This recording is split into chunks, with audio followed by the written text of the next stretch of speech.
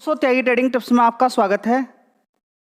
दोस्तों इस वीडियो के अंदर हम बात करने वाले हैं मार्केट की गिरावट का क्या कारण है। देखिए आने वाले टाइम पर भी गिरावट हो सकती है, आने वाले टाइम में तेजी भी बन सकती है। एटलीस्ट कौन कौन से स्टेप्स लिए जा रहे हैं, जीडीपी किस तरीके की है, ट्रम्प किस तरह का एक्शन ले रहा है, ट्रम्प के आने वाले टाइम पे यानी कि 27 अगस्त को 25% टैरिफ बढ़ा सकता है क्या, नहीं बढ़ा सकता है क्या, नहीं बढ़ाएगा तो क्यों नहीं बढ़ाएगा, क्यों बढ़ा सकता है, अभी तक क्यों लगा के रखा हुआ है, क्या सारे सेक्टर पे लगा के रखा हुआ है, ट्रम्प ने आज क्या बोल दिया ऐसा जिसकी वजह से गिरावट देखने को मिल गई, या फिर आरबीआई ने ऐसा क्या बोल दिया जो एसबीआई ने ऐसा क्या बोल दिया जो कि आरबीआई से हटकर है। ठीक है, तो काफ़ी सारे पॉइंट्स हैं जिन पर आपका फोकस होना चाहिए। वन बाय वन करके देखते हैं। चलिए दोस्तों, बड़ी बड़ी कंपनियां होती हैं, आरबीआई होता है, एसबीआई होता है, और भी बड़े बड़े ब्रोकरेज फर्म होते हैं जो कि आने वाले टाइम के लिए जीडीपी के आंकड़े देते रहते हैं। यहाँ पर क्या स्टेट बैंक ऑफ इंडिया ने क्या बोल दिया, उसके एनालिस्ट ने क्या बोल दिया है कि प्रोजेक्ट किया है, एनालिस्ट ने प्रोजेक्ट किया है इंडियाज इकोनॉमी टू ग्रो अच्छी खासी बिटवीन 6.8 एंड 7% के अंदर यहाँ पर ग्रोथ रहेगी first quarter of fiscal year 2026। 2026 के फर्स्ट क्वार्टर के अंदर ये सारी ग्रोथ देखने को मिल सकती है, बहुत अच्छी बात है। साथ में ही यहाँ पर और कुछ यहाँ पर बोला गया है जो कि थोड़ा सा डिफरेंट है, इस पर डायरेक्टली यहाँ पाइए। देखिए वाइल, यहाँ पर देखिए क्या बोला है, while Q1 so strong performance SBI anticipate, याद रखेगा एंटिसिपेट क्या, 6.3 जीडीपी ग्रोथ। 6.3 जीडीपी ग्रोथ किसने बना दी है, एसबीआई ने बोला है एंटायर फिस्कल ईयर के अंदर, स्लाइटली बिलो है जो कि आरबीआई के अकॉर्डिंग। ठीक है, बस तो यहाँ पर थोड़ी सी कम यहाँ पर है। देखिए ऊपर नीचे थोड़ा बहुत ऊपर नीचे होता है, बिल्कुल एग्जैक्ट थोड़ी ना बताया जा सकता है यहाँ पर। ठीक है, तो क्या ये मेजर रीजन है गिरावट का। देखिए जीडीपी अगर गिरती है तो ये एक गिरावट रिसेंटली हो सकता है, इतनी बड़ी भी गिरावट नहीं हम बोल सकते हैं कि बहुत बड़ी गिरावट हुई है। इसमें भी अगर आप देखेंगे तो निफ्टी 50, बैंक निफ्टी के और निफ्टी 50 के कुछ टॉप शेयर्स के अंदर गिरावट हुई, जिसकी वजह से निफ्टी 50 के अंदर गिरावट हो गई है। अगर बैंक निफ्टी इतनी ज़्यादा नहीं गिरती तो कोई दिक्कत परेशानी नहीं थी, लेकिन जब भी जीडीपी की बात आती है तो बैंक निफ्टी क्यों गिर जाती है, क्योंकि फाइनेंस से रिलेटेड है सारी चीज़ें। क्यों, क्योंकि बैंक इतने सारी कंपनियों को लोन लेकर दे के रखते हैं, और जीडीपी का मतलब कि उन कंपनियों की ग्रोथ कितनी देखने को मिल रही है। देश की तरक्की किस चीज पे कैलकुलेट की जाती है, जो कंपनियां हैं वो किस तरह की ग्रोथ दिखा रही हैं, जो सेक्टर है पर्टिकुलर सेक्टर्स किस तरीके की ग्रोथ दिखा रहे हैं, उस हिसाब से जीडीपी निकलती है। ठीक है, अगर जीडीपी के अंदर ऊपर नीचे कुछ देखने को मिल जाए तो अच्छा ऊपर देखने को मिलेगा तो मार्केट के अंदर तेजी बन जाती है, कुछ खराब देखने को मिल जाए तो गिरावट देखने को मिलती है। तो ये रीजन बहुत बड़ा है मार्केट को क्रैश करने के लिए, नहीं कोई बड़ा रीजन नहीं है। अलग अलग ब्रोकरेज फर्म होते हैं, अलग अलग, ये किसी स्टॉक्स के रिगार्डिंग अगर होती ना बात तो कोई दिक्कत नहीं थी, क्योंकि जीडीपी के रिगार्डिंग बात होती है तो मार्केट में कुछ इसका एक्शन देखने को मिलता है। लेकिन उससे भी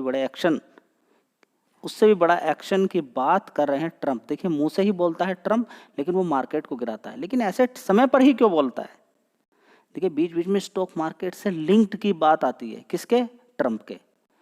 और जो टैरिफ की बात आ रही है वो 27 अगस्त की बात आ रही है, और उसके अगले दिन 28 को एक्सपायरी है। समझिए सारा खेल क्या है, 28 को एक्सपायरी, और उससे एक दिन पहले ट्रम्प क्या बोलेंगे उसके अकॉर्डिंग कोई अनुमान नहीं लगा पाएगा। एक दिन पहले, दिन 27 को अगर मार्केट चलेगा दिन में तो रात में किसी तरह की जानकारी इन्फॉर्मेशन आएगी, ये एक दिन पहले भी आ सकती है, बाद में भी आ सकती है कि 25% का हम एडिशनल टैरिफ लगाएंगे क्या नहीं लगाएंगे। ठीक है, तो अभी भी अगर देखें तो ऐसा नहीं कि 25% का टैरिफ हर प्रोडक्ट पे लगा हुआ है, नहीं, कुछ को अलग भी रखा गया है जो उनके काम की चीजें हैं जिनके बिना वो नहीं रह सकते। जैसे कि पेट्रोलियम प्रोडक्ट, उसको अलग रखा गया, उसके बिना तो गाड़ियां दुनिया भर की दिक्कतें परेशानी हो जाएंगी। दूसरा फार्मा से रिलेटेड जो भी मेडिसिन जाती है वो उन पर कोई टैक्स नहीं लगाया गया है। ठीक है, उनको जीरो रखा गया है, क्योंकि इससे उनका बड़ा फायदा है, नहीं तो उनके वहां पर भूचाल आ जाएगा, क्योंकि सस्ती दवाइयां हम बेचते हैं। तो ये बात आपकी समझ में आ गई है। ठीक है, तो ट्रम्प बड़ा ही सातिर वाला है। क्या ये चालू रहेगा, नहीं चालू रहेगा, या फिर ये दबाव प्रेशर की वजह से यहाँ पर देखिए सबसे बड़ी बात ये भी एक बड़ा रीजन हो सकता है कि ट्रम्प पहले से ही, जब से इलेक्शन के बाद से ही या इलेक्शन के समय भी ट्रम्प ने एक बात बोली थी, क्या, अगर मैं होता तो ये युद्ध नहीं होने देता, ये जो बाइडेन ने कराया है, मैं कभी भी हथियार नहीं देता। लेकिन हथियार तो लगातार दिए जा रहे हैं, लेकिन ट्रंप इसका क्रेडिट लेना चाहता है, नोबेल प्राइज पीस मेकर बनना चाहता है। लेकिन शर्तें कुछ अलग हैं, उधर जेलेंस्की मानने के लिए तैयार नहीं है, उधर यूरोपियन कंट्री मानने के लिए तैयार नहीं है, उधर की साइड में रसिया मानने के लिए तैयार नहीं है। रसिया कह रहा है भाई डोनेस्क और लुहांस 2 एरिया तो मुझे चाहिए चाहिए हर हालत में, इतने दिन से लड़ाई, इतना बड़ा नुकसान हुआ है, दूसरा जितना भी फ्रीज किया पैसा वो सारा निकलना चाहिए। और अभी अगर आप देखें तो एक बहुत बड़ा अटैक देखने को मिला है, समझिए पहले। देखिए अगर आप सारी चीज़ों को नहीं समझेंगे तो बड़ी दिक्कत परेशानी हो जाएगी। 2025 का सबसे बड़ा अटैक कर दिया किसने? 2025 का सबसे बड़ा अटैक अभी तक का 2025 के अंदर किसने किया है? एक दो दिन के कल की बात चल रही है। बिगेस्ट अटैक किया गया है किसके द्वारा? रशिया के द्वारा। जबकि यहां पर क्या बात चल रही है? सेटलमेंट की बात चल रही है। रशिया ने कितने ड्रोन से अटैक किया होगा? 574 ड्रोन और 40 मिसाइल से एक साथ यूक्रेन पर अटैक कर दिया। तो ट्रंप यहां पर भड़क गया। ट्रंप ने क्या बोला मैं ऐसे ही बता देता हूँ। ट्रंप ने बोला है कि भाई अब बहुत ज़्यादा डिफेंस हो गया, उधर से रसिया लगातार आप पर अटैक कर रहा है, आप डिफेंस मोड पर हैं, अब आप अटैकिंग मोड पाइए। अटैकिंग मोड का मतलब क्या है? एक चीज़ ये हो सकता है कि आप अटैकिंग मोड पाइए, ये रसिया को डराना है, लेकिन रसिया का तो पहले से ही मालूम है कि आप किसी भी तरह के हथियार दे सकते हैं। वो डरने वाला कब है? वो तो इंतजार कर रहा है कि एक बार बड़ी मिसाइलें छोड़ी जाएं तो देखिए फिर क्या होगा। या फिर दूसरा एक बड़ा कारण यहाँ पर ये भी हो सकता है कि ट्रंप की और पुतिन की जो मीटिंग हुई है उसमें यह कहा गया होगा कि यूक्रेन ऐसे तो मानने के लिए तैयार नहीं है, आप और बड़े बड़े अटैक कीजिए, आप जितने बड़े अटैक करेंगे तब जाके रसिया यूक्रेन मानने के लिए तैयार होगा, रेडी होगा 2 इलाके देने के लिए। हम इधर से हथियार नहीं देंगे, आप जबरदस्त अटैक कीजिए, यूक्रेन अपना मान जाएगा, ठीक है। लेकिन अभी देखिए एक ये अनुमान ही लगाया जा सकता है, ये सिर्फ एक अनुमान लगाया जा सकता है, ऐसा बात हुई होगी, लेकिन हुई क्या नहीं हुई वो बात एक अलग है, ठीक है। फिलहाल यहाँ पर देखिए सेटलमेंट की तो बात हो रही है, पीस की तो बात हो रही है, सीज फायर की तो बात हो रही है, लेकिन कंडीशन के अकॉर्डिंग हो रही है। कंडीशन फुलफिल होंगी तभी बात है। उधर की साइड में यूक्रेन ने भी बोला है कि आप हमसे बात नहीं कर रहे हैं, हमारे बिना किसी तरह का कोई सीज फायर नहीं होना चाहिए, ठीक है। तो अब आगे देखते हैं क्या होता है सारी बातें। लेकिन अभी ट्रंप ने जो एक अनाउंसमेंट किया उसको आप देखिए। तो ये ट्रंप के शब्द हैं, आप इन पे ध्यान दीजिए। पहले ये ट्रंप साहब हैं, वो इन्होंने आज ही ये बोला है, क्या बोला है? Very hard to win war without attacking, बिना अटैक के नहीं जीता जाता। ट्रंप हिंट देखिए। तो अब ये 2 चीज़ें हैं कि अब क्या बड़ी बड़ी मिसाइलें देने की बात चल रही है, या और बड़े हथियार देने की बात चल रही है, या इस बात से रसिया को डराने की बात चल रही है। अब दूसरा पॉइंट ये है कि अगर रसिया डर रहा है तो फिर 574 ड्रोन और 40 मिसाइल से अटैक क्यों किया? अगर अटैक किया तो उसको मालूम ये भी है कि पूरा सपोर्ट कर रहे हैं नेटो कंट्रीज, मुझ पर भी अटैक हो सकता है। तो यहाँ पर आप समझिए पहले क्या बातें चीज़ें देखने को। पुतिन मानने के लिए तैयार नहीं है, ट्रंप यहाँ पर समझौता कराने के लिए तैयार है, और नेटो के बहुत सारे कंट्रीज हैं, वो उनका कहना यह है कि इतने सारे हथियार हम कहाँ से देंगे, हमारी तो इकोनॉमी बिल्कुल नीचे पहुँच जाएगी। तो बहुत सारे कंट्रीज हैं जो हथियार देने की रेडी नहीं है, हथियार देने के लिए। अब क्या है कि या तो अमेरिका देगा या कुछ देश गिने चुने देंगे हथियार, ठीक है। अगर वो देते हैं गिने चुने तो फिर वो मालूम आपको होना चाहिए कि किसकी रडार पे आ रहे हैं? पुतिन की, यूरोप की रडार पे आ रहे हैं। और बिना गैस के अब आने वाले टाइम में थोड़े दिन में ठंड का सीजन आने वाला है, अगर ये सेटलमेंट नहीं हुआ तो यूरोप से गैस नहीं जाएगी। पुतिन अगर गैस नहीं देगा तो बड़ी दिक्कत, पूरे यूरोप पे खतरा मट जाएगा, ठीक है। तो इस समय क्या है कि ज़्यादातर नेटो कंट्रीज अब थक चुके हैं, वे कह रहे हैं भाई सेटलमेंट होना चाहिए इसका, अब हम थक चुके हैं, कोई जीत नहीं हो रही है यहाँ पर, और लगातार यूक्रेन को इतने हथियार दिए जा रहे हैं। तो देखिए आप समझिए पहले रसिया कितनी बड़ी हिम्मत लेकर यहाँ पर बैठा है। यहाँ पर यूक्रेन की हर कोई बात कर रहा है, लेकिन रसिया को तो देखिए पहले वो कितने देशों से एक साथ लड़ाई कर रहा है। ये सिर्फ यूक्रेन की लड़ाई नहीं है, यूक्रेन की अगर लड़ाई होती तो न जाने 1 महीने के अंदर ही खत्म हो गई होती। ये यूक्रेन की लड़ाई है ही नहीं है, ये बहुत बड़ी लड़ाई है। ये इतने सारे देशों के हथियार वहाँ पर चल रहे हैं, और ये लड़ाई ऐसी नहीं थी। अब ये तो एक अलग प्रकार का मूड यहाँ पर देखने को मिल रहा है कि यहाँ पर पता चल रहा है कि क्या चीज़ें देखने को मिल रही है, क्योंकि हर कोई कंट्री अब अपने हथियार क्यों दे? समझ बात आई? तो आपको ये समझ में आ गया कि अब यहाँ पर कुछ चेंज हो देखने को मिल सकता है। क्या कि जिस तरीके से अटैक किया है तो इस समय पुतिन का पूरा मूड है लड़ाई करो, लड़ाई छेड़ी है तो अब लड़ाई करो। अब अमेरिका लड़ाई नहीं कर सकता और दूसरे कंट्रीज एकदम सामने आ नहीं सकते हैं। क्यों? क्योंकि परमाणु बम का खतरा बन जाता है। समस्या सारी यहाँ पर ये निकल कर आती ना। लड़ाई बड़ी ये अपने आप आगे बढ़कर नहीं कर सकते ना, और अब थक चुके हैं पूरी तरीके से।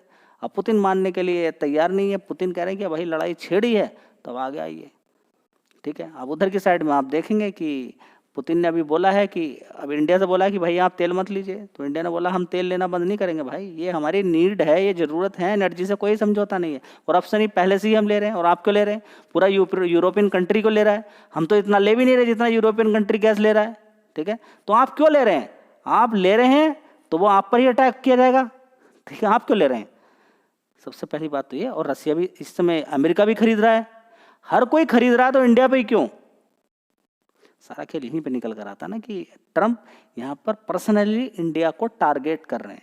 तो आपकी नज़र होनी चाहिए कहाँ कहाँ पर आगे क्या स्टेप देखने को मिल सकता है। ये जीडीपी घट बढ़ सकती है इसकी वजह से, क्योंकि बहुत सारी चीज़ें हैं जो कि अभी हम नहीं भेज पाएंगे अगर 50% का टैरिफ लगा तो। समझ में बात आई है? क्योंकि जो सामान हम बेच रहे हैं वो कहीं ना कहीं दूसरी कंट्रीज से आ ही जाएगा। लेकिन ये भी समझना जरूरी है कि ट्रंप ने तो सारे देशों पर ही लगा के रखा हुआ है टैरिफ, और अभी तक हटाया नहीं है। ये 1 महीने तक, मेरा जो अनुमान था ये था कि ज़्यादा 1 महीना ये टिकना नहीं चाहिए, टिकेगा नहीं, लेकिन ये टिक रहा है। तो कुछ इसके पीछे और भी बड़ी वजह हो सकती है। इसकी वजह से बहुत बड़ी बर्बादी आ सकती है अमेरिका के अंदर। लेकिन अमेरिका पर है डॉलर, बड़ा पैसा, हर किसी के अकाउंट में डॉलर पड़ा हुआ है। और डॉलर की वैल्यू जो चाइना की करेंसी उससे भी बड़ी है, इंडिया की करेंसी उससे भी बड़ी है, रूस की करेंसी उससे भी बड़ी है। तो समझिए वो अभी भी बहुत पैसा लेकर बैठे हुए हैं। वो महंगा भी खरीद लेंगे, उनको कोई दिक्कत नहीं होने वाली है, ठीक है।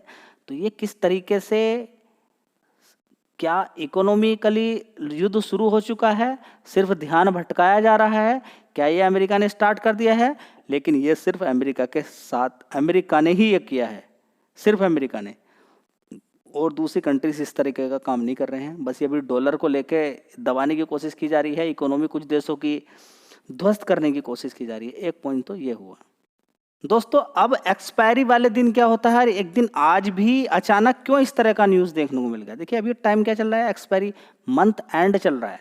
तो मंथ एंड वाली एक महीने वाली एक्सपायरी होती है, एक वीकली एक्सपायरी होती है। अब मंथ वाली एक्सपायरी का काम चल रहा है, ठीक है। तो इस तरीके के एक्शन हम इस तरह का टैगिंग करेंगे या वो करेंगे, इस तरह के जो वर्ड्स आते हैं, इसमें क्या होता है कि आप समझिए कि बड़ा एक दिन के अंदर बड़ा पैसा बन जाता है। पुट नीचे की साइड में 200 पॉइंट की निफ्टी 50 के अंदर गिरावट हो जाती है मंथ एंड के अंदर। तो मंथ वाली एक्सपायरी जो होती है उसमें बड़ा मूवमेंट देखने को मिल जाता है। और ये 27 अगस्त के दिन या फिर एक दिन पहले आप देखिएगा, 26 अगस्त, 27 अगस्त और 28 अगस्त, इन 3 दिन के अंदर आप बड़ी मूवमेंट ऊपर से नीचे की तरफ एक बार होने के चांस देखने को मिल सकते हैं। इसके अलावा ये भी है कि जो अभी एक खबर देखने को मिली थी सेबी के द्वारा, अभी एक खबर देखने को मिली, आपने देखा होगा कि सेबी ने क्या बोला है कि अभी आने वाले टाइम के लिए कि हम फ्यूचर एंड ऑप्शन वीकली वाला बंद करने वाले हैं। ये बंद हो सकता है या इसका टाइम बढ़ सकता है, बंद वीकली वाला बंद हो सकता है, मंथली वाला चल सकता है। तो इसमें होता क्या है कि बहुत सारे रिटेल निवेशक भी होते हैं, बड़े प्लेयर भी होते हैं, वो सोचते हैं कि जल्दी से जल्दी खा लो जितना पैसा। देखिए ये तो सारी चीज़ें चल ही रही हैं, ट्रंप पहले से ही अटैक कर रहा है। जीडीपी का इतना बड़ा कोई वो नहीं है, एक अनुमान बताया गया है, अभी तो फाइनल आने वाली बात है, ठीक है। ये तो एक अनुमान के तहत है। लेकिन सबसे बड़ा खेल तो यहाँ पर ये कॉल पुट वाले करते हैं, क्योंकि ये बड़ा पैसा कमा के लेकर चले जाते हैं एक दिन के अंदर, ठीक है। तो खेल तो इन्हीं का रहता है, ऊपर नीचे किसी न्यूज़ की वजह से बोलें या कुछ भी बोलें, तो मार्केट में गिराने बढ़ाने का सबसे बड़ा काम तो इन कॉल पुट वाले बड़े प्लेयर का है। तो देख लीजिएगा कि क्या आने वाले टाइम में देखने को मिल सकता है। तो कभी कभी बड़ी गिरावटें, बड़ी बड़ी तेजी बनती है, तो इसमें बड़ा हाथ बड़े प्लेयर का भी रहता है जो कॉल पुट से पैसा कमा के ले जाता है। तो इतना डरना और घबराना भी नहीं चाहिए।